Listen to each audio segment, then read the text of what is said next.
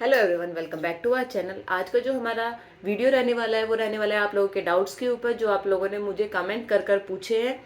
सबसे पहले तो आप लोगों को बड़ा डाउट है कि मैम एज लिमिट क्या है वेरियस पोस्ट की, एलिजिबिलिटी क्राइटेरिया क्या है, एग्जाम कब होगा। इस तरह के डाउट जो आपके माइंड में घूम रहे हैं, इस वीडियो में आपको उन सभी का आंसर मिलेगा।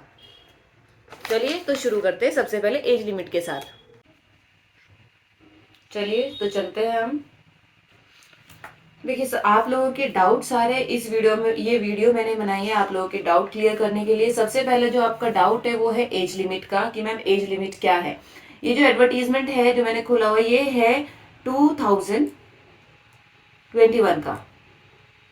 अभी 2024 का शॉर्ट एडवर्टीजमेंट आया है, उसमें ये एलिजिबिलिटी क्राइटेरिया और एज लिमिट नहीं दी गई है। तो जो भी हमारे डाउट्स हैं वो हम पुराने एडवर्टीजमेंट से क्लियर करते हैं। सबसे पहले हम बात करेंगे टीजीटीज की। सबसे पहले हम बात करने वाले हैं टीजीटीज की। तो ये मैंने खोला हुआ है टीजीटी नेचुरल साइंस का एडवर्टीजमेंट। तो इसमें देखिए आप सबसे पहले तो एज लिमिट देख लेते हैं। 32 एज है सभी के लिए फॉर जनरल कैंडिडेट्स। उसके बाद रिलैक्सेशन भी आपको दिया हुआ है, उस पर हम बाद में बात करेंगे। अभी हम एक जनरल बात करते हैं कि 32 एज लिमिट दी गई है। ठीक है, तो आपका एज लिमिट वाला जो डाउट है वो यहाँ से क्लियर होता है कि टीजीटीज की जो एज है वो 32 ईयर्स है। उसके बाद आ जाते हैं आपके दूसरे डाउट पर, जो कि है एलिजिबिलिटी क्राइटेरिया। तो चलिए, एलिजिबिलिटी क्राइटेरिया क्या है, सबका अलग अलग होता है। जैसे यहाँ पर देख लीजिए आप, यहाँ पर हम बात कर रहे हैं किसकी, train graduate teacher natural science की। देखिए यहाँ पर एलिजिबिलिटी क्राइटेरिया क्या दिया हुआ है। सबसे पहले तो ना वो जो सब्जेक्ट है, ये जो सब्जेक्ट है, जैसे नेचुरल साइंस की हम बात कर रहे हैं, तो इन्होंने ये बोला है जिस भी सब्जेक्ट के लिए आप अप्लाई कर रहे हैं, जिस सब्जेक्ट के लिए कैंडिडेट अप्लाई कर रहा है, उस सब्जेक्ट को उसने कम से कम 2 साल पढ़ा होना चाहिए ड्यूरिंग ग्रेजुएशन कोर्स। ठीक है, सबसे पहले तो ये नेसेसरी है, ये कंडीशन फुलफिल होगी, उसके बाद ही आपकी दूसरी कंडीशन पे आप जा सकते हैं। सबसे पहले तो अगर आप साइंस के लिए अप्लाई करें तो 2 साल आपने साइंस ग्रेजुएशन में पढ़ी होनी चाहिए। मैथ्स के लिए अप्लाई कर रहे हैं तो 2 साल मैथ्स भी आपने ग्रेजुएशन में पढ़ी होनी चाहिए। और उसके बाद आते हैं ऊपर वाली कंडीशन पर जो इन्होंने दिए। इन्होंने बोला बैचलर्स डिग्री हो या ऑनर्स डिग्री हो, बैचलर्स ऑनर्स हो या पास डिग्री हो, 45% मार्क्स होना चाहिए इन एग्रीगेट।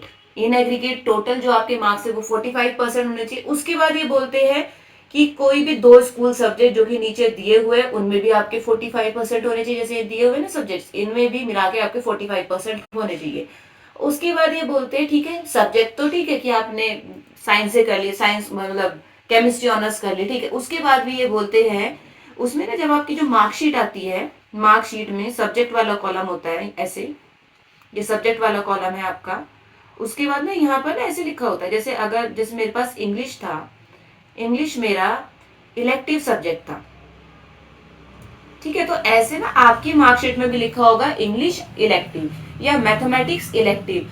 हर एक सेमेस्टर में, जब मैंने किया था तब उस टाइम सेमेस्टर के हिसाब से मैंने डीयू से किया है, मेरी ग्रेजुएशन डीयू से हुई है, बीएससी मैथ्स ऑनर्स। 6 सेमेस्टर होते थे। उसमें क्या था, हर एक सेमेस्टर में हमें एक इलेक्टिव सब्जेक्ट दिया जाता था। तो मेरा जो इलेक्टिव सब्जेक्ट था वो था इंग्लिश। तो ऐसे अगर आप अपनी मार्कशीट में देखेंगे तो उसमें भी लिखा होगा जो आपका इलेक्टिव सब्जेक्ट आपको दिया गया, ईयरली दिया हो या सेमेस्टर वाइज दिया हो, उसके आगे लिखा होना चाहिए इलेक्टिव। जैसे जब मेरा इंग्लिश वाला सब्जेक्ट था उसके आगे इलेक्टिव लिखा गया था, और जब मेरा डॉक्यूमेंट वेरिफिकेशन हुआ उस दौरान इंग्लिश को ही मेरा इलेक्टिव सब्जेक्ट माना गया। ठीक है, तो सबसे पहली कंडीशन तो ये होगी कि वो सब्जेक्ट आपने 2 साल पढ़ा हो। अगर आप हिंदी के लिए अप्लाई करें तो हिंदी आपने 1 साल पढ़ी, 2 साल पढ़ी हो। साइंस के लिए अप्लाई कर रहे हैं तो साइंस के लिए सब्जेक्ट्स देखो इन्होंने क्या क्या दिए हुए हैं। उन्होंने दिए फिजिक्स हो, केमिस्ट्री हो, बायोलॉजी हो, बॉटनी हो या जूलॉजी हो, ये सब्जेक्ट्स पढ़े हो, है ना। सोशियोलॉजी के लिए इन्होंने बोला है या तो हिस्ट्री हो या पॉलिटिकल साइंस हो या इकोनॉमिक्स हो, बिजनेस स्टडीज हो, सोशियोलॉजी हो, ज्योग्राफी हो या साइकोलॉजी हो। ये सब जो सब्जेक्ट्स है ये आपने, जो आप 2 साल, इसमें से कोई भी एक सब्जेक्ट आपने 2 साल पढ़ा हो, तो ये इनकी रिक्वायरमेंट है। मैं एक बार फिर से आपको बता देती हूँ, ध्यान से सुनेंगे। जिस भी सब्जेक्ट के लिए आप अप्लाई कर रहे हो वो आपने ग्रेजुएशन में 2 साल पढ़ा होना चाहिए। अब देखो, साइंस के लिए अप्लाई कर रहे हो तो साइंस नाम का कोई सब्जेक्ट नहीं होता है ग्रेजुएशन, साइंस नाम का सब्जेक्ट नहीं होता। तो इन्होंने बोला है साइंस का मतलब इनका क्या है, जैसे फिजिक्स पढ़ा हूँ 2 साल, या फिर केमिस्ट्री पढ़ा हूँ, बायोलॉजी पढ़ा हूँ, बॉटनी या जूलॉजी, ये सब्जेक्ट दे दिए साइंस वालों के लिए। सोशल साइंस वालों के लिए 2 साल के लिए इन्होंने कंडीशन हिस्ट्री 2 साल पढ़ी हो, या पॉलिटिकल साइंस 2 साल पढ़ी हो, इकोनॉमिक्स 2 साल पढ़ी हो, या बिजनेस स्टडीज 2 साल पढ़ी हो, या फिर सोशियोलॉजी या ज्योग्राफी या साइकोलॉजी आपने 2 साल पढ़ी हो। ठीक है, उसके बाद ये बोलते हैं इलेक्टिव सब्जेक्ट, एक इलेक्टिव सब्जेक्ट आपका होना चाहिए, और वो इलेक्टिव सब्जेक्ट इन चारों में से होना चाहिए। आपकी कंडीशन होती है, एलिजिबिलिटी क्राइटेरिया आपका ये है।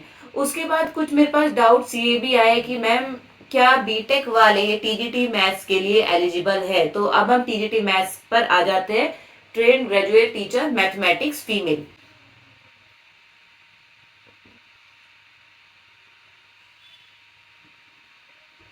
देखिए, ये बीटेक वालों का डाउट आया है मेरे पास कि मैम क्या हम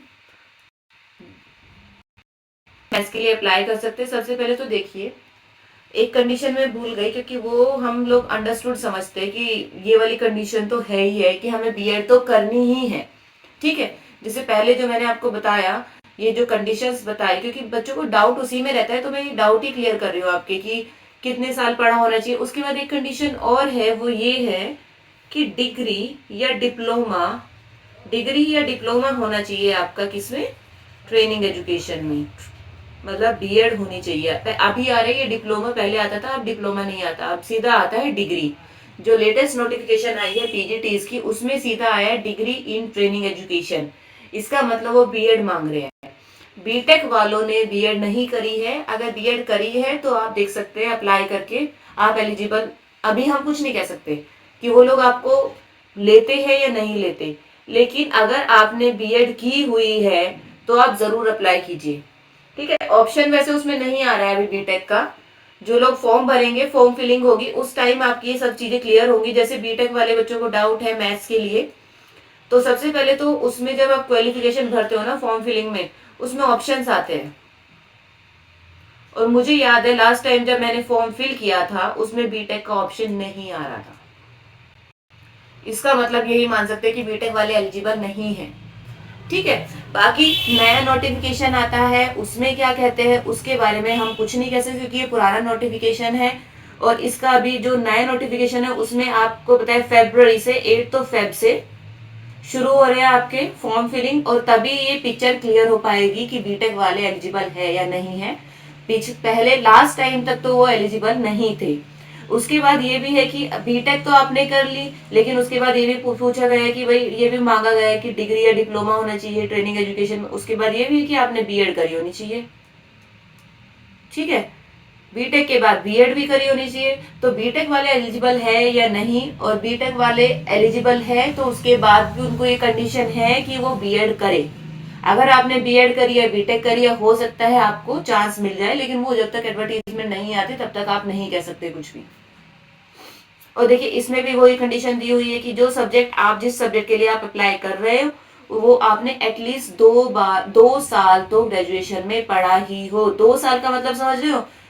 जिसने सेमेस्टर सिस्टम में करा उसने 4 सेमेस्टर में पढ़ा हो, 4 सेमेस्टर्स में। ठीक है, ये कंडीशन। वैसे डॉक्यूमेंट वेरिफिकेशन जब होता है, ये बड़ा ही ना कॉम्प्लेक्स सा प्रोसेस है, क्योंकि जो सामने आपका डॉक्यूमेंट वेरिफिकेशन कर रहा है, बहुत बार ना उसकी अंडरस्टैंडिंग, उसकी नॉलेज पर भी आपका डॉक्यूमेंट वेरिफिकेशन डिपेंड करता है। बहुत सारे तो आपको ऐसे मिल जाते हैं जो आपका सब कुछ सही होते हुए भी ना आपको अटका देते हैं, और बहुत सारे आपको जो सामने आपका डॉक्यूमेंट वेरीफाई कर रहे हैं वो ऐसे मिल जाता है कि बहुत बार आपकी कोई गलती भी होती है तो उसको भी वो बहुत लाइटली लेके आपको उसका सोल्यूशन बता देता है। तो ये डॉक्यूमेंट वेरिफिकेशन जो है, ये बहुत ही ना अजीब सी प्रोसेस है, एकदम ना क्लियर नहीं है चीजें इसमें। हाँ, जिसका बिल्कुल सब सही है, जिसका सारी चीजें सही है, 10th का डॉक्यूमेंट, 12th के डॉक्यूमेंट्स, ग्रेजुएशन के डॉक्यूमेंट सब सही है, उनके लिए कोई दिक्कत नहीं है। बस जिनके थोड़ा बहुत 19-20 का अंतर होता है, वो थोड़ा सा आपका जो डॉक्यूमेंट वेरीफाई कर रहा है उस पर भी डिपेंड करता है। ठीक है, तो मैंने आपकी 2 डाउट तो क्लियर कर दिए। एक तो आपकी एज लिमिट, टीजीटी की बात कर रहे हैं अभी हम। एज लिमिट जो है आपकी क्या है? 32 ईयर्स। उसके बाद एलिजिबिलिटी क्राइटेरिया मैंने आपको बता दिया है। अब उसके बाद आते सब्जेक्ट स्पेसिफिक से क्या मतलब है? पेपर 2। बहुत सारे बच्चों का डाउट आया है कि भाई पेपर 2 जो होना है सब्जेक्ट स्पेसिफिक, वो क्या है? ठीक है, उस पर हम थोड़ी देर में बात करेंगे। अब हम आ जाते हैं पीजीटी के ऊपर। पीजीटी के एडवर्टीजमेंट पर आ जाते हैं। एक बार ये लेटेस्ट ही है, इससे अपने डाउट्स क्लियर करते हैं। चलिए तो हम अब आ जाते हैं पीजीटी के ऊपर। सबसे पहले तो देख लीजिए आपके फॉर्म निकले हुए हैं, 7 फरवरी लास्ट डेट है। तो अगर आपने अभी तक भी फॉर्म फिल नहीं किया है तो आप पहले सबसे पहले अपना फॉर्म फिल कर दें, क्योंकि लास्ट डेज में वेबसाइट जो हो जाती है इनकी क्रैश हो जाती है और चलती नहीं है। तो आप लोग अगर फिल कर रहे हैं पीजीटी का फॉर्म तो वो भर दीजिए, टाइमली फिल कर दीजिए। देखिए नोटिफिकेशन आई हुई है, PGT Hindi male, PGT Hindi female, PGT maths male. Vacancies काफी कम है, पीजीटी में कम ही आती है। पीजीटी मैथ्स फीमेल की भी 5 वैकेंसी, काफी वैकेंसी पीजीटी मैथ्स फीमेल में, मेल में भी कम है। चलिए तो देख लिया आपने, वैकेंसीज देख लिया। अब आ जाते हैं हम इसकी एज लिमिट के ऊपर। देखिए तो एज लिमिट है बिलो 36 ईयर्स। अभी हम जनरल बात करें, रिजर्वेशन की बात नहीं कर रहे, हम रिजर्वेशन की बात किसी और वीडियो में करेंगे। तो फॉर जनरल कैंडिडेट 36 ईयर्स है, 36 ईयर्स एज लिमिट है। चलिए एलिजिबिलिटी क्राइटेरिया पर चल लेते हैं अब हम।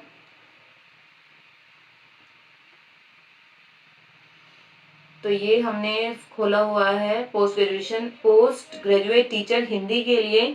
सबसे पहले तो इसमें आपसे मांगते हैं मास्टर डिग्री होनी चाहिए, ठीक है, फ्रॉम एनी रिकॉग्नाइज्ड यूनिवर्सिटी।